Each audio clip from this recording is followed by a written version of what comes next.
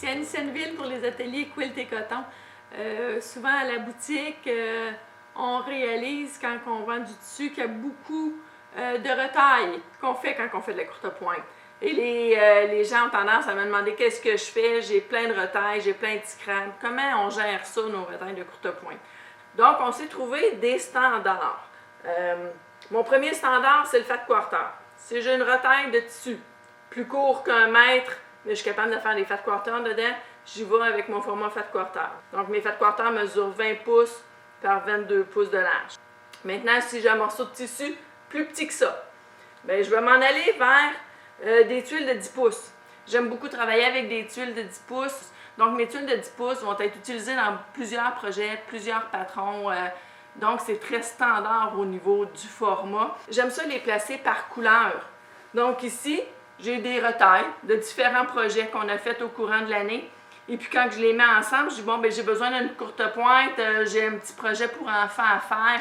Je vais partir avec un petit kit déjà tout prêt. Mes couleurs sont toutes ensemble. Je les tiens dans un bac comme ça, un organisateur, pour avoir un projet tout prêt quand j'ai besoin de faire une petite courte pointe rapidement. Tous mes morceaux sont déjà coupés. Ensuite de ça, l'autre format que j'aime beaucoup, c'est mes 5 par 5. Mes Champak, si j'ai un retail qui est plus petit qu'une tuile de 10 pouces par 10 pouces, bien, je vais m'en aller avec les Champak. Puis encore là, on a les formats, les boîtes qui existent, qu'on peut ranger. Puis encore là, j'aime ça classer mes 5 par 5 par couleur. J'aime ça les trier pour la facilité et après ça, la rapidité de confection quand vient le moment de faire un petit projet. Les types de formats que j'aime beaucoup aussi, c'est les bandes. Donc, c'est sûr que s'il me reste du tissu de 44 pouces de large, je vais aller me faire de la bande. Ma bande, elle peut être de 2 pouces et demi, de 2 pouces, de 1 pouce et demi, ça n'a pas d'importance. Je vais couper les bandes et puis je vais toutes les trier encore là par couleur. Si vous regardez derrière moi, c'est un projet qui a été fait à partir de retailles. Et on a créé un design tout à fait original à partir de scrap. Maintenant, quand le format fat quarter, 10 par 10, 5 par 5 ou 2,5 par 44 ne fonctionne pas dans ma retaille, à ce moment-là, je me fais des petits kits. Ces petits kits-là, je les mets dans un ziploc. Puis, je les trouve vraiment fameux, ces petits morceaux-là, pour faire des napperons.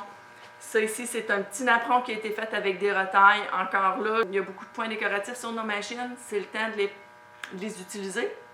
Ça embellit nos projets. Ça nous donne des super beaux résultats, des beaux petits cadeaux d'hôtesse.